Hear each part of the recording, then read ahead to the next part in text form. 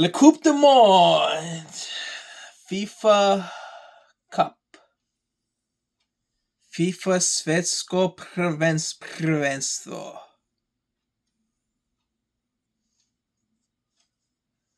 Le travailler, le football.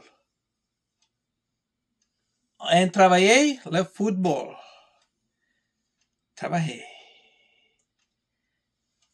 The FIFA World Cup. If you should so please. Set. Après. Tout le monde sont très très jolis. Beaucoup de Coupe le Monde au FIFA. De FIFA. La FIFA. Beaucoup très très bon. Très très bon. Le Coupe du Monde. Parce que il n'est pas malade, chaud, froid, très très fatigué. Plus en tard,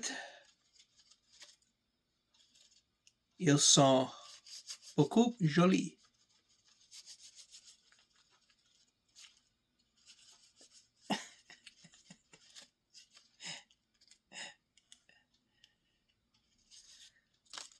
Coupe du Monde, la FIFA.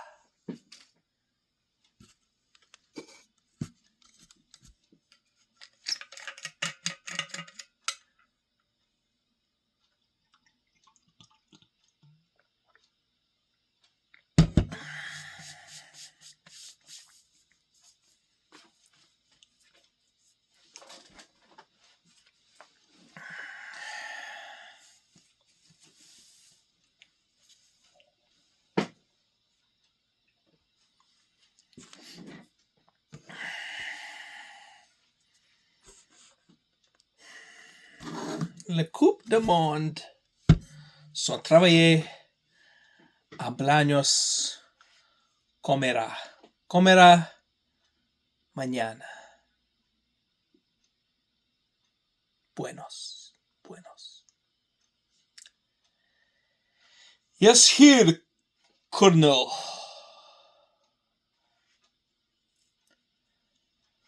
Herman, until I summon you, I am to be left alone. As you wish, Herr Colonel.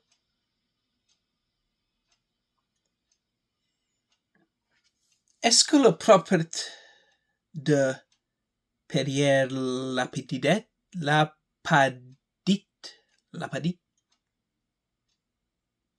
I am Perrier LaPadite.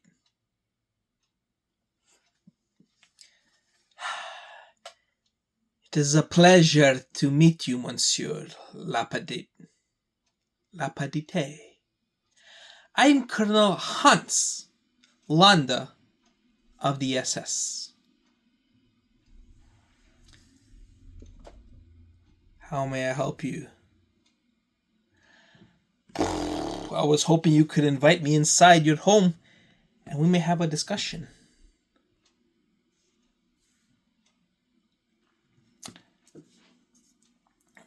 Colonel Landa, this is my family. Colonel Hans Landa of the SS, Madame, at your service. Please excuse my rude intrusion on your routine.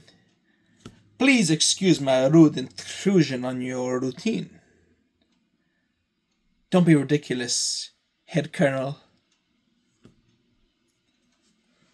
Monsieur LaPadite, the rumors I have heard in the village about your family are all true. Your wife is a beautiful woman, and each of your daughters is more lovely. than the last.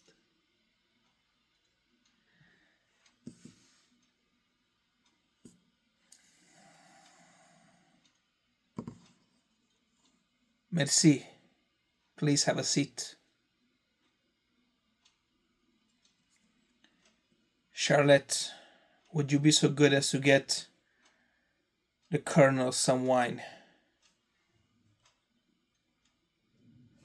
Merci beaucoup, Monsieur LaPadite, but no wine. This is a dairy farm. One would be safe in assuming you have milk.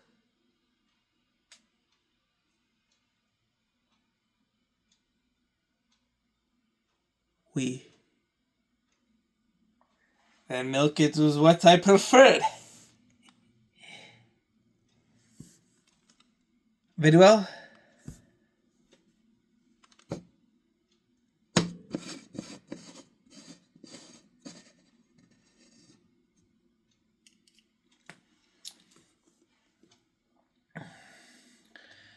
Monsieur, to both of your family and your cows, I say, bravo.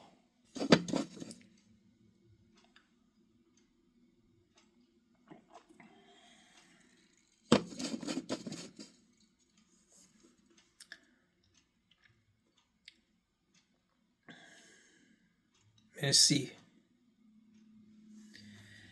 Please, join me at your table. Very well.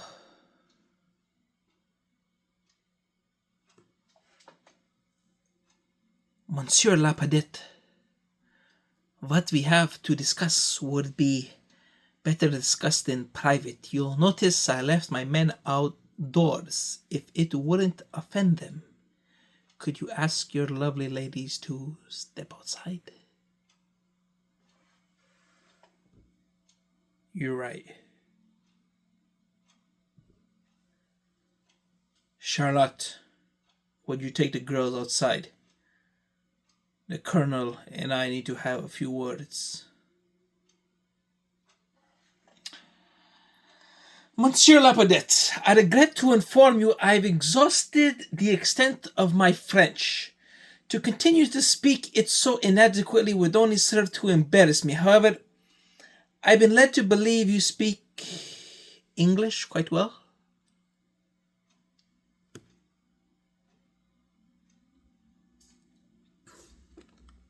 Oui. Well, it just so happens I do as well. Qu'est-ce que c'est this being toute en maison? Je posais la question permission to adapter en anglais pour le reminder de la dite la conversation. By all means. Now we speak English.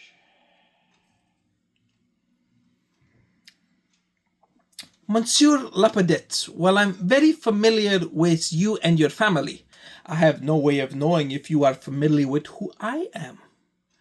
Are you aware of my existence? Yes. This is good. Are you aware of the job I've been ordered to carry out in France? Yes.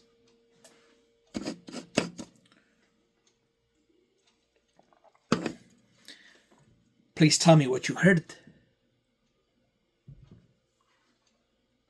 I've heard the Fuhrer has put you in charge of rounding up the Jews left in France who are either hiding or passing for Gentile. The Fuhrer couldn't have said it better himself. But the meaning of your visit, pleasant though it is mysterious to me. The Germans looked through my house 9 months ago for hiding Jews and found nothing. I'm aware of that. I read the report on this area, But like any enterprise, when under new management, there is always a slight duplication of efforts. Most of it being a complete waste of time, but needs to be done nevertheless. I just have a few questions, Monsieur LaPadite. If you can assist me with answers, my department can close the file on your family.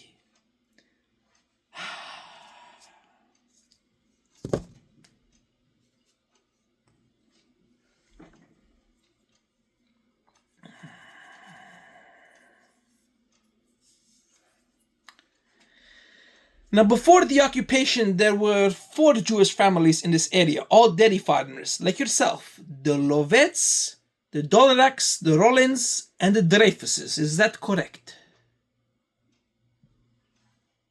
To my knowledge, those were the Jewish families among the dairy farmers.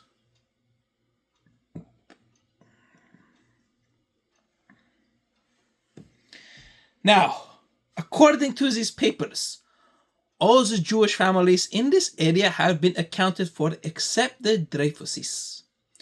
Somewhere in the last year, it would appear they have vanished, which leads me to the conclusion that they've either made good their escape or someone is very successfully hiding them.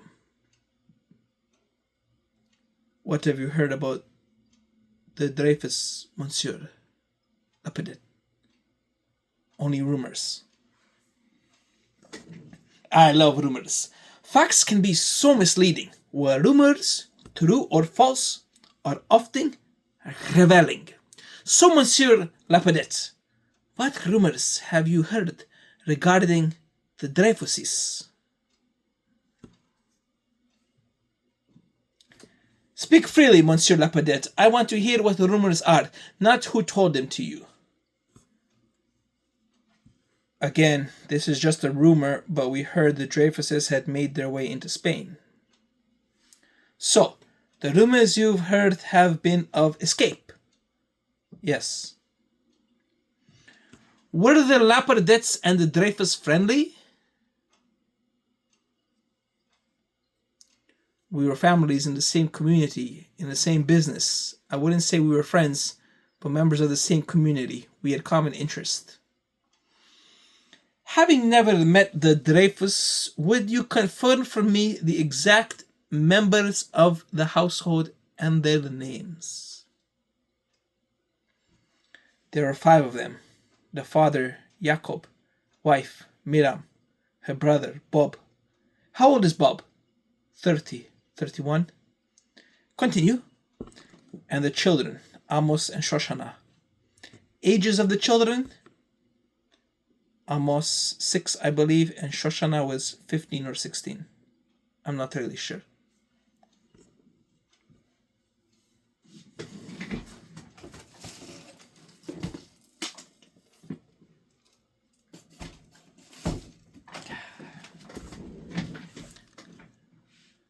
Well, I guess that should do it.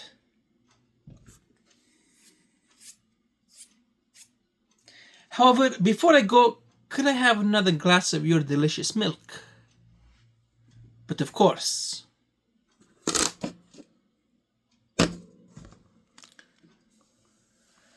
Monsieur LaPadite, are you aware of the nickname the people of France have given me? I have no interest in such things. But you are aware what they call me. I'm aware. What are you aware of? They call you the Jew hunter. Precisely. Now I understand your trepidation in repeating it. Before he was assassinated, Heydrich apparently hated the moniker the good people of Prague bestowed on him. Actually, why he would hate the name the Hangman is baffling to me. It would appear he did everything in his power to earn it. But I, on the other hand, love my unofficial title, precisely because I've earned it. As the Jew hunter enjoys his fresh milk, he continues to theorize with the French farmer. The feature that makes me such effective hunter of the Jews is, as opposed to most German soldiers, I can think like a Jew. where they can only think like a German, or more precisely, a German soldier. Now, if one were to determine what attribute the German people share with the beast, it would be the cunning and predatory instinct of a hawk.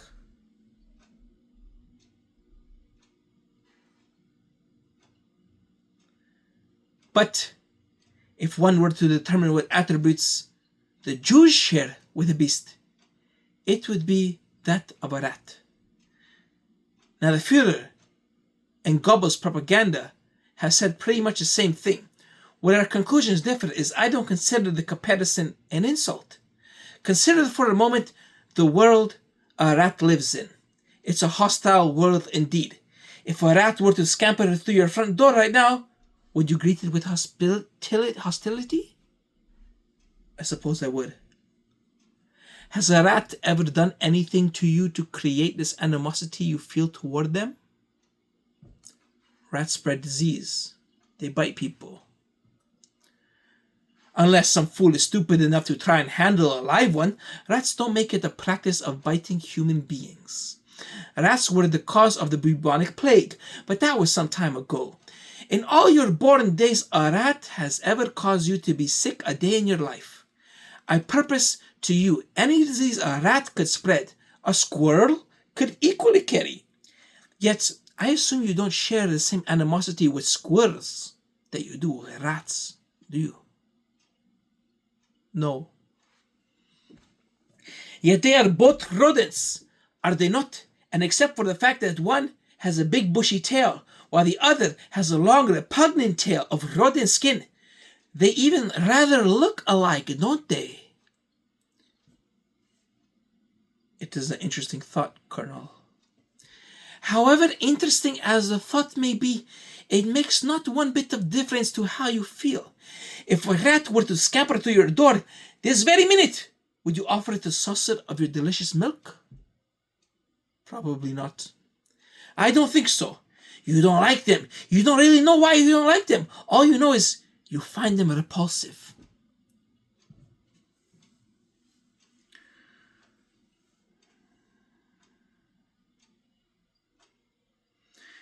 What a tremendously hostile world a rat must endure. Yet, not only does he survive, he thrives. And the reason for this is because our little foe has an instinct for survival and preservation second to none. And that, Monsieur, is what the Jew shares with the rat. Consequently, a German soldier conducts a search of a house suspected of hiding Jews. Where does the hawk look? He looks in the barn, he looks in the attic, he looks in the cellar, he looks everywhere he would hide. But there are many places he would never occur to a hawk to hide. However, the reason the Führer brought me my Alps in Austria and placed me in France, now country today, is because it does occur to me, because I'm aware what tremendous feats human beings are capable of once they abandon dignity. May I smoke my pipe as well? Please, Colonel, make yourself at home. The other mistake a German soldier makes is their severe handling of the citizens who give shelter and aid to the Jews. These citizens are not enemies of the state. They are simply confused people trying to make some sense out of the madness war creates. These citizens do not need punishing. They simply need to be reminded of their duty in wartime. Let's use you as an example, Monsieur LaPadite. In this war, you have found yourself in the middle of a conflict. That has nothing to do with yourself, your lovely ladies, or your cows. Yet here you are. So, Monsieur LaPadite, let me propose a question. In this time of war, what is your number one duty? It is to fight the Germans in the name of France to your last breath? Or is it to harass the occupying army to the best of your ability? Or is it to protect the poor, unfortunate victims of warfare who cannot protect themselves? Or is your number one duty in this time of bloodshed to protect those very beautiful women who constitute your family?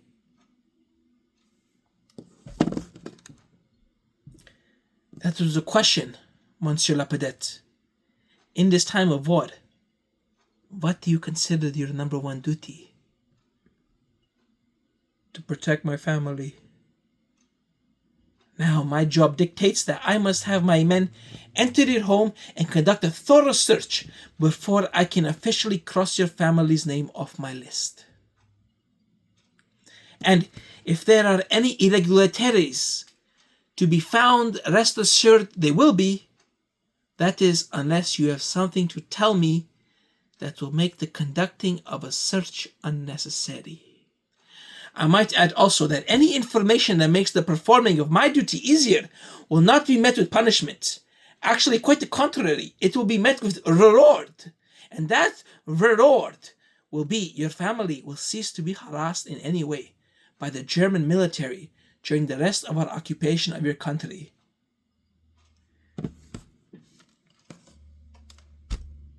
You are sheltering them underneath your floor. You are sheltering enemies of the state. You are sheltering them underneath your floorboards, aren't you? We point them out in the area where they're hiding.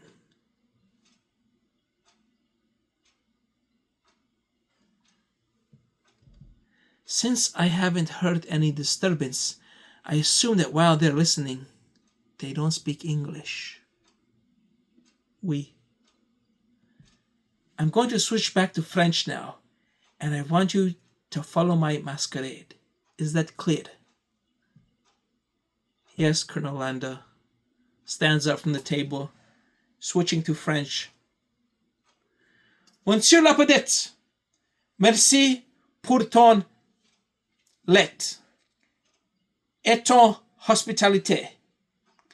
Je pense nous business avec cette est fini. Au revoir. I won't be bothering your family any longer.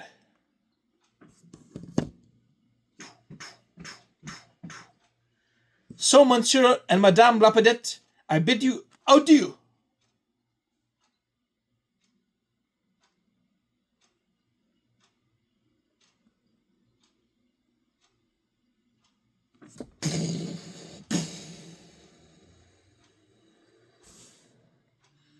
The girl is running away.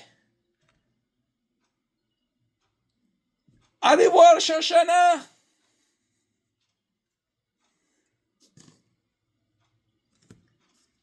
To be continued. Part 2. Les Italiens de Brad Pitt et Quentin. Monsieur LaPadite. Oui. Parce que non, très jamais.